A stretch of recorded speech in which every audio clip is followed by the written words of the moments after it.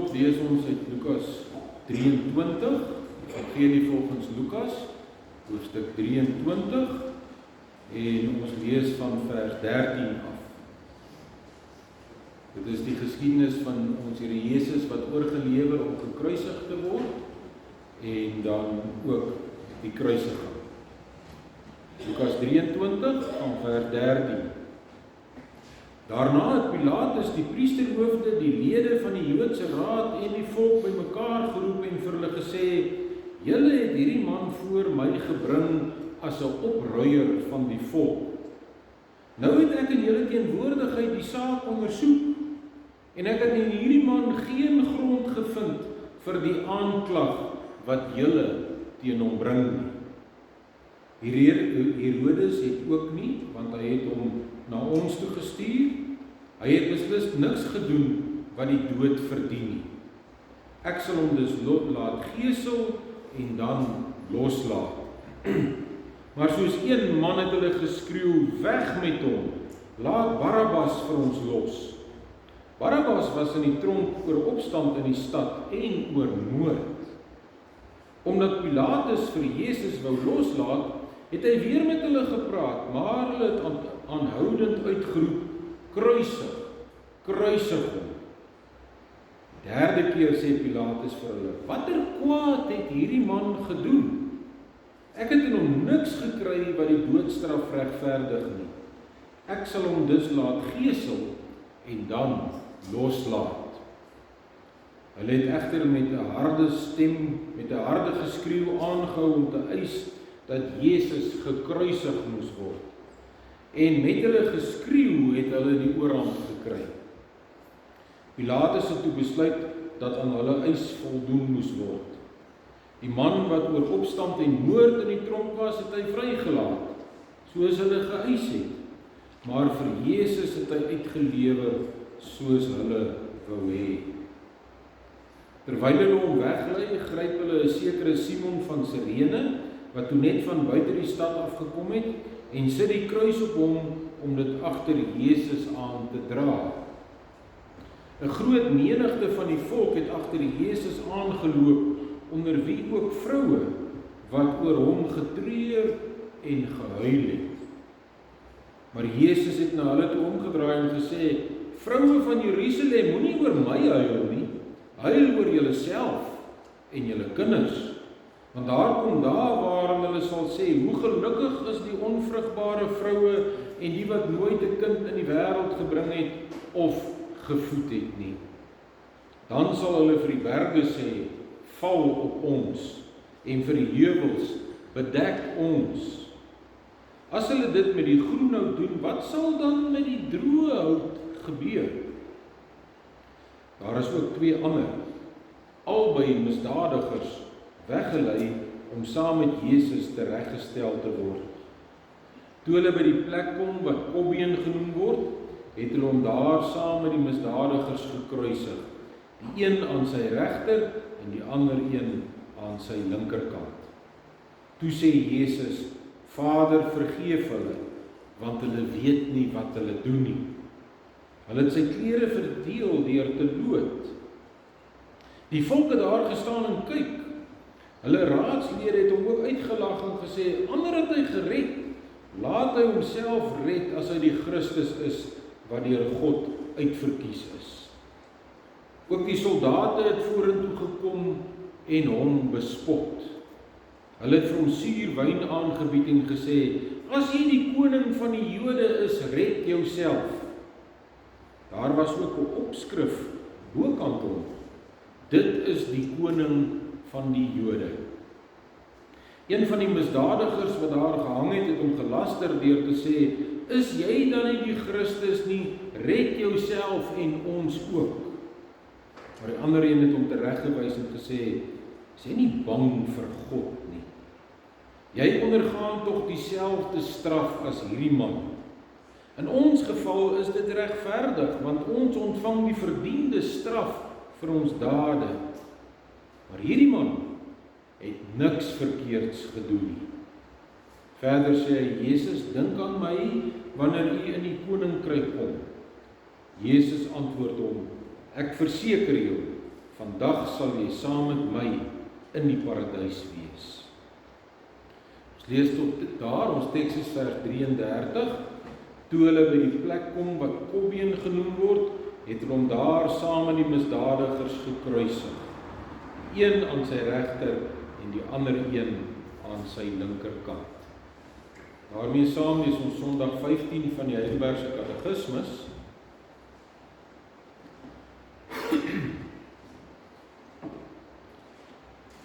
Wat verstaan jy onder die woordjie gelei? Ons bely mos elke Sondag dat ons glo dat ons Here Jesus gelei het onder Pontius Pilatus. Wat verstaan jy onder die woordjie gelei? Dat Christus na liggaam en siel tydens sy hele lewe op aarde, maar veral aan die einde daarvan, die toorn van God en die sonde van die hele menslike geslag gedra het. So het hy met sy lyding as die enigste versoeningsoffer ons liggaam en siel van die ewige verdoemenis verlos en vir ons die genade van God, die geregtigheid en die ewige lewe verwerf. Waarom het hy onder die regter Pontius Pilatus gelei?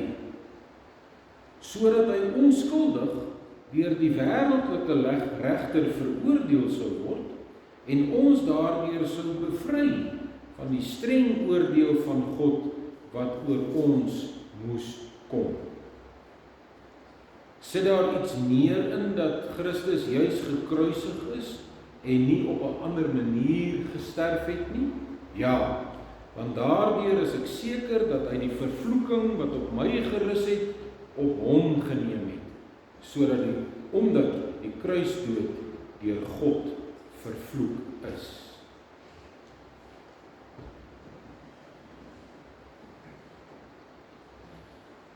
Geliefdes, ons herdenk binnekort met Paasfees die kruisiging van ons Here Jesus Christus.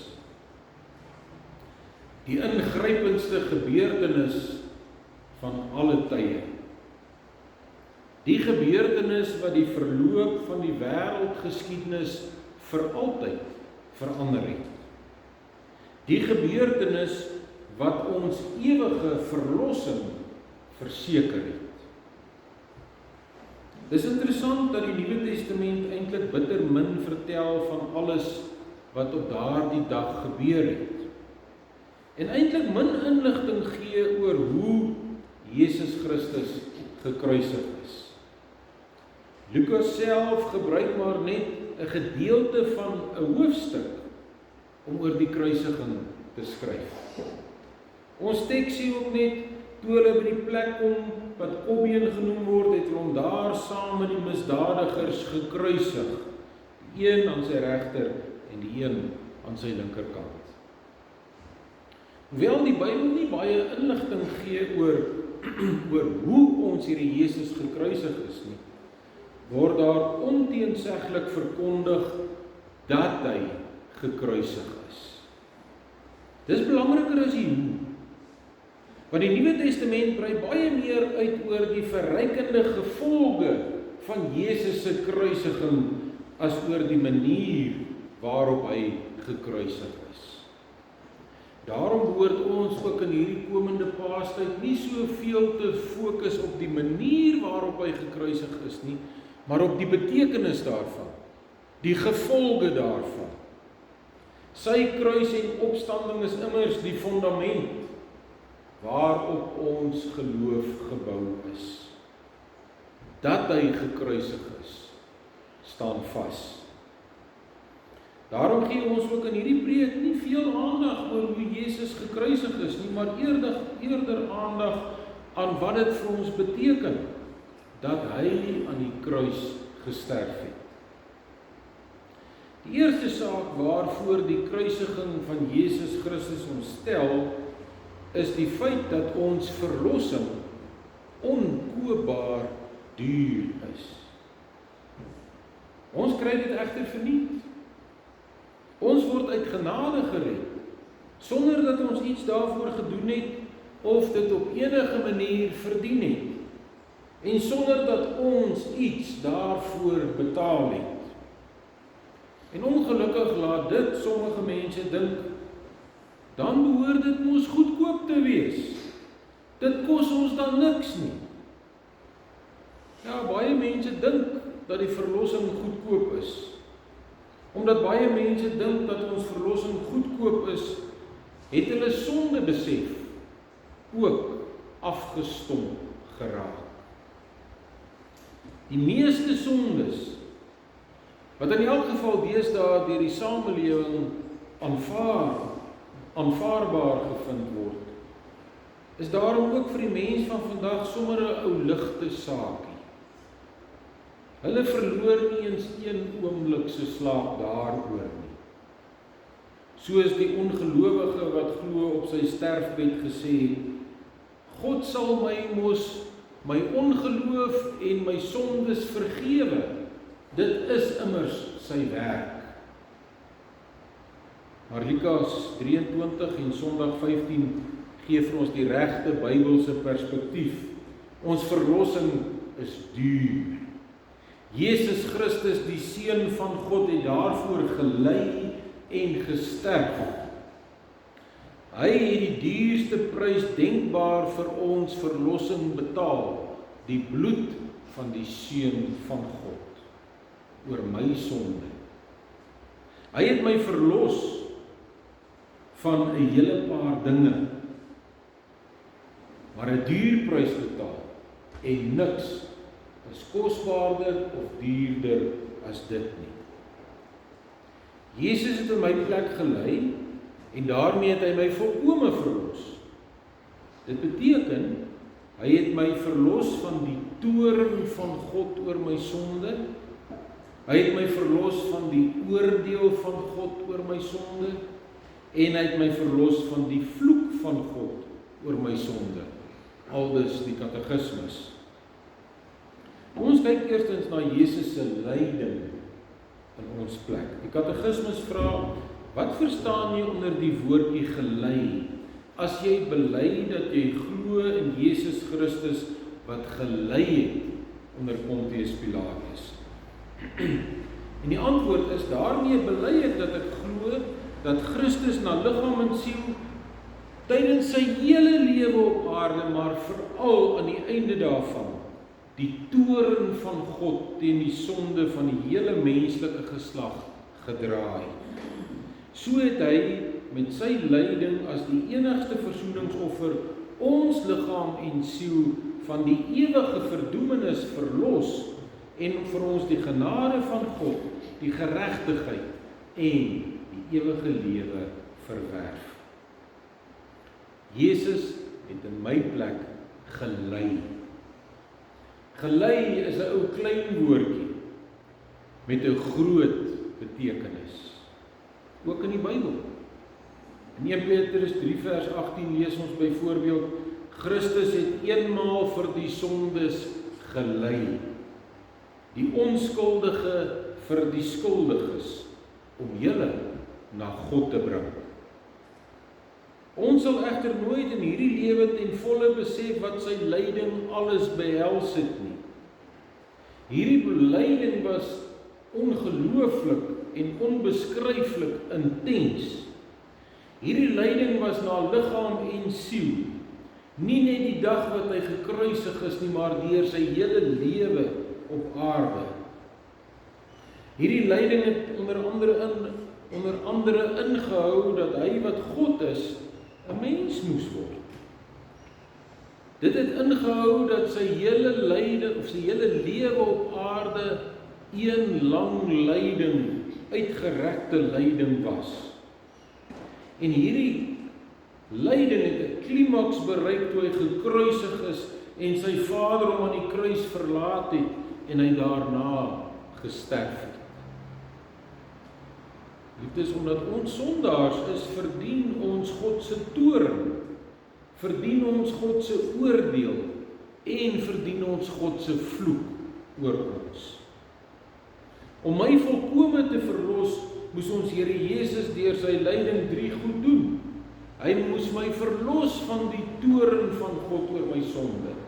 Hy moes my verlos van die oordeel van God oor my sonde. en hy moes my verlos van die vloek van God oor my sonde.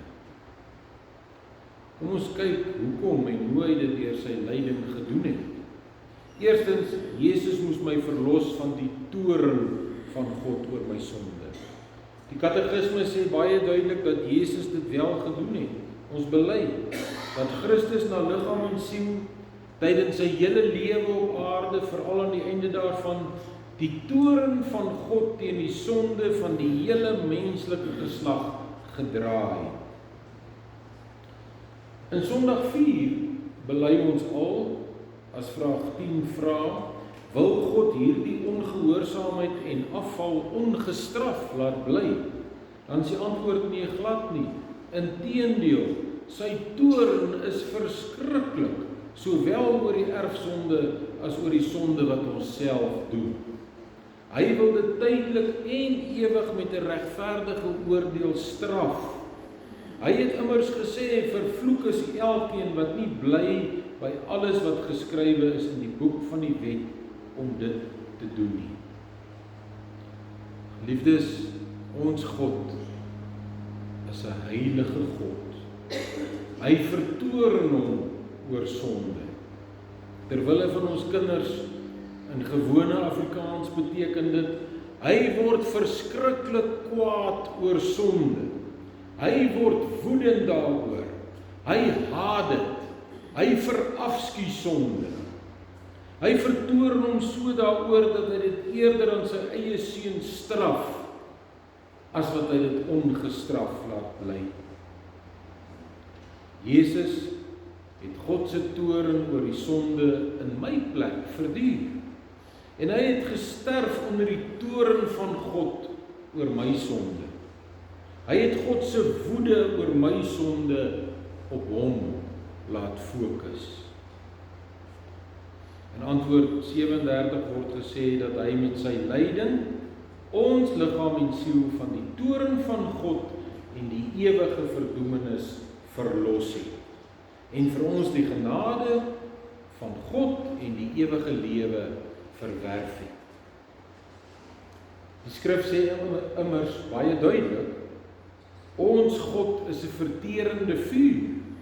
Hebreërs 12 vers 29. En Christus het eenmaal vir die sondes gelei, die onskuldige vir die skuldiges, om julle na God te bring. 1 Petrus 3 vers 18. Jesus het egter nie net die toorn van God, die woede van God oor my sonde in my plek verduur nie. Hy is ook in my plek veroordeel. Vraag 38 vra, waarom het hy onder die regter Pontius Pilatus gelei? En die antwoord is, sodat hy onskuldig deur die wêreldlike regter veroordeel sou word, en ons daardeur sou bevry van die streng oordeel van God, wat oor ons moes kom. Sonde moet veroordeel word. Ek moet veroordeel word oor my sonde. Daarom moes Jesus in my plek veroordeel word oor my sonde, sodat ek vrygespreek kan word. In Eksodus 34 vers 5 en 6, 5 en 7 sê God, ek die Here is die barmhartige en genadige God, lankmoedig, vol liefde en trou. Ek betoon my liefde aan geslagte en geslagte. Ek vergewe ongeregtigheid, oortreding en sonde. Maar ek spreek niemand sonder meer vry nie. Geliefdes, as God sê, maar ek spreek niemand sonder meer vry nie, dan sê hy, ek verwag dat daar vir sonde betaal word, voordat ek dit vergewe. En dit is presies wat Jesus Christus vir ons kom doen het. Hy het ten volle vir ons sondes kom betaal, sodat God dit kan vergewe. God is 'n heilige God wat sonde haat. Hy wil dit met 'n regverdige oordeel straf. Sonde moet die straf kry wat dit verdien. Enige mens wat dit durf waag om die heiligheid van God aan te tas met sy sonde, verdien die ewige hel. Daarom moes Jesus deur 'n wêreldlike regter veroordeel word, selfs al was hy onskuldig. Hy het my veroordeling in my plek gedra. So nie sou ek die ewige oordeel van God in die hel moes dra. In antwoord 38 word gesê dat hy onskuldig veroordeel is om ons te verlos van die streng oordeel van God wat oor ons moes kom. Ja, ons Here sterf as 'n veroordeelde, as 'n misdadiger wat amptelik deur 'n aardse regter skuldig verklaar is, tot die dood veroordeel is en oorgegee is om tereggestel te word. Daardeur moes ons tot die besef gebring word dat die oordeel van God wat oor ons Here Jesus uitgespreek is, oor ons uitgespreek moes gewees het. Dat sy vonnis ons vonnis moes gewees het. Omdat hy vir die oordeel van God in ons plek gedra het, word ons vrygespreek en verkry ons versoening met God. Dit is ook wat Paulus bedoel as hy in 2 Korintiërs 5 vers 21 skryf. Christus, wat sonder sonde was, of liewer, Christus was sonder sonde, maar God het hom in ons plek as sondaar behandel, deur ons eenheid met Christus, sodat ons deur God vrygespreek kan wees. Liefdes, Jesus het ons nie net verlos van die toorn en die oordeel van God oor ons sondes nie, maar ook in die derde plek van die vloek van God oor ons sondes. Vraag 39 vra, sit daar iets meer in dat Christus gekruisig is en nie op 'n ander manier gesterf het nie? En die antwoord is ja, want daardeur is ek seker dat hy die vervloeking wat op my gerus het, op hom geneem het, omdat die kruisdood deur God vervloek is. In antwoord 39 word ons gesê dat hy aan die kruis gesterf het om aan ons die sekerheid te gee dat hy God se vervloeking wat op ons gerus het, op hom geneem het. Volgens Deuteronomium 21 vers 23 sien ons dat volgens die wette van Israel moes iemand wat die doodstraf ontvang het aan 'n paal opgehang word om te toon dat hy deur God vervloek is. Geliefdes, na regte moet ons almal voorwerpe van God se vloek geword het, omdat ons sy wet elke dag oortree. Paulus verwys daarna in Deuteronomium 27 vers 26, as hy in Galasiërs 3 vers 10 skryf, daar rus 'n vloek op elkeen wat nie stiptelik alles doen wat in die boek van die wet geskrywe staan. Omdat ek 'n sondaar is, omdat ek nie stiptelik alles doen wat in die wet geskryf staan nie, rus God se vloek oor my. En daarom het ons Here Jesus in my plek 'n vervloekte geword. 'n Vervloekte van God. Daarom het hy aan die kruis gesterf. Daar aan die kruis het hy die volle vloek van God ervaar. Nie net in die verskriklike pyn en lyde nie, maar veral ook daarin dat God hom verlaat het en hy daar helse smarte moes ly en deurmaak.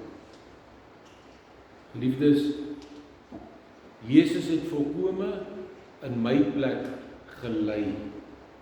Deur Jesus is ek verlos van die toorn van God oor my sonde. Deur Jesus is ek verlos van die oordeel van God oor my sonde. Deur Jesus is ek verlos van die vloek van God oor my sonde.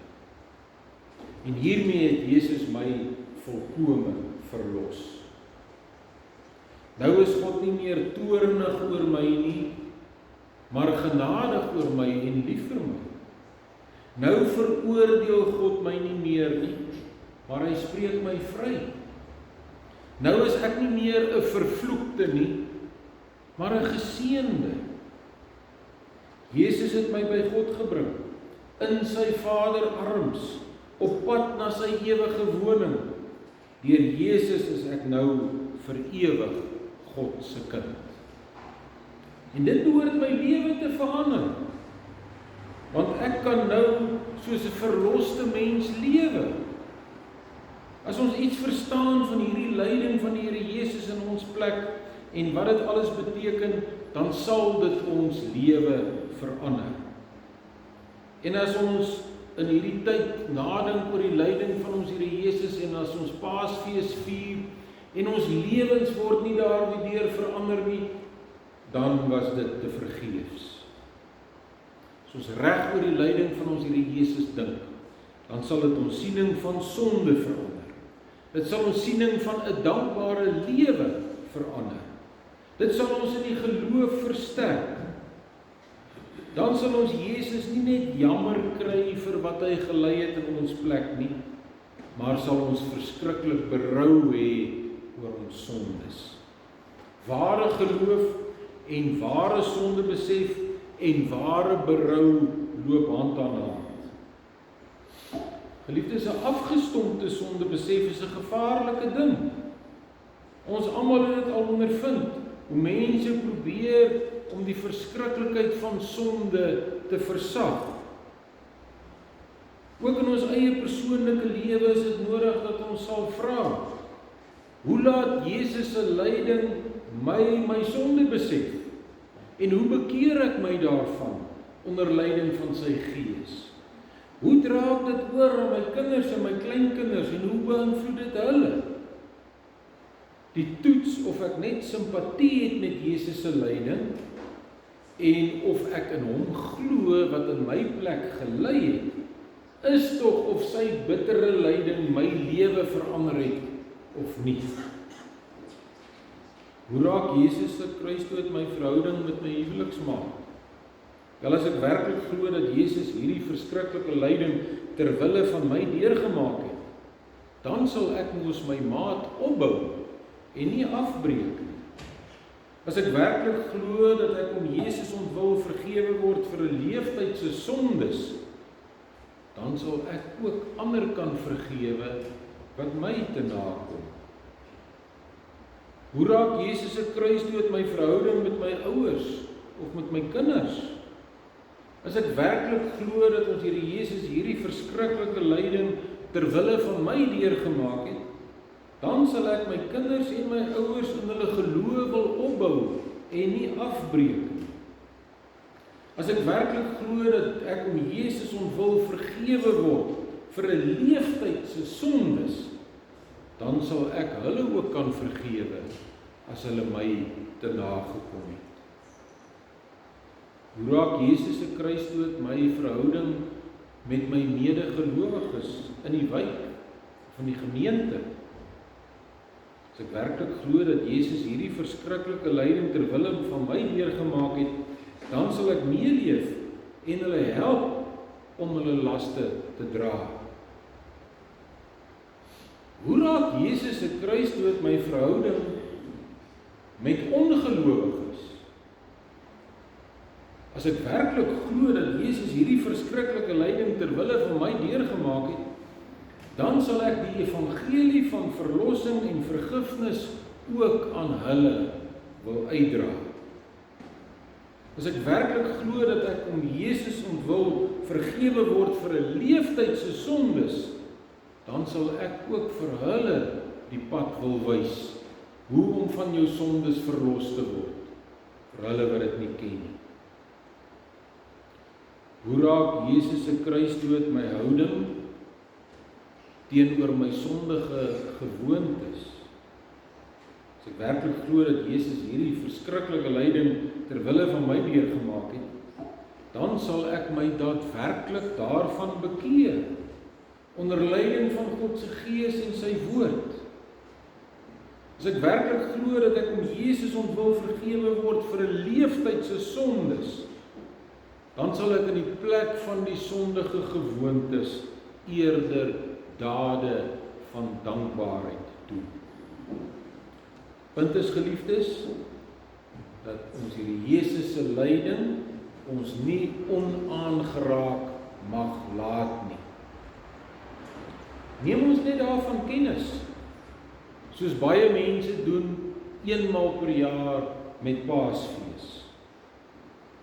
Maak dit ons net 'n bietjie hartseer, of verander dit ons lewens? Jesus het immers hierdie lyding deurgemaak om my volkome te verlos en my lewe te verander. Mag die Here ons elkeen lei deur sy Gees om die ware betekenis van Paasfees en die kruisiging van ons Here Jesus Christus te verstaan, sodat ons elke dag onder leiding van sy Gees ons sal bekeer en dankbaar, gehoorsaam en diensbaar voor hom sal lewe. Amen. Kom ons dank saam.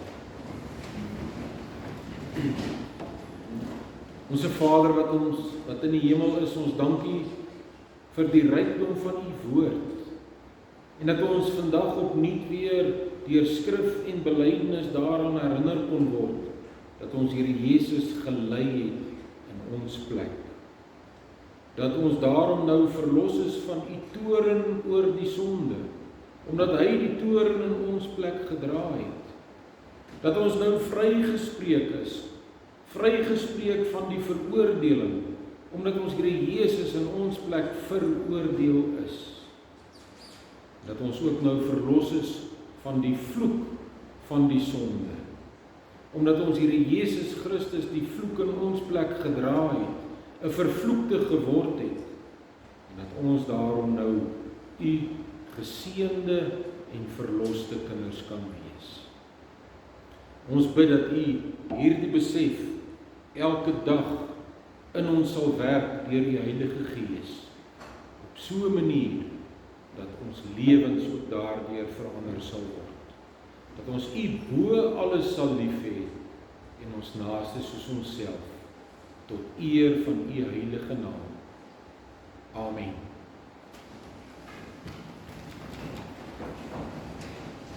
Ons gee nou geleentheid vir die liefdegawes om ingesamel te word.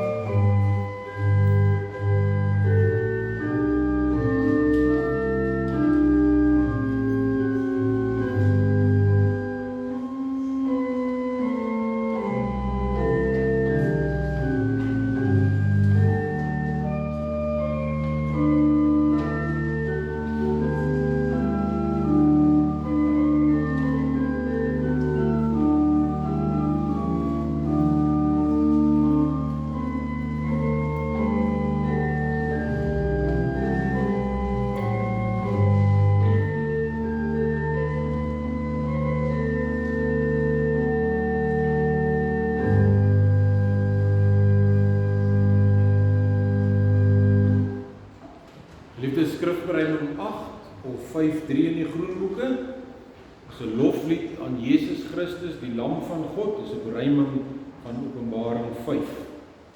Uit van die hemel hoog op aarde neer wou daal, en ons vir God gekoop uit alle volk en taal. Die losprys was u bloed wat u vir ons gestort het, waardeur ons rein gewas, 'n priestervolk geword het, en konings in die ryk van onverstoorbaar vrede, om God te dien en eer in eindeloos ewighede. Skrifbereiding 8 of 5:3, vers 2, 4 en 5, daarin bly ons staan vir die uitspreek van die seën.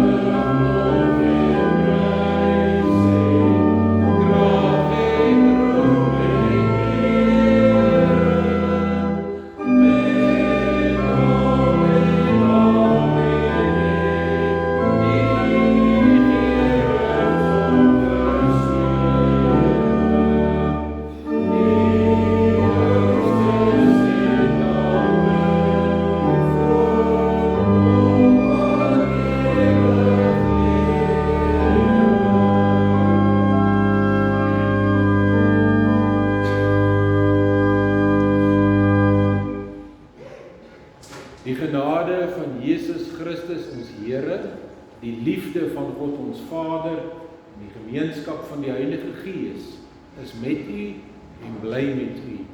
Amen.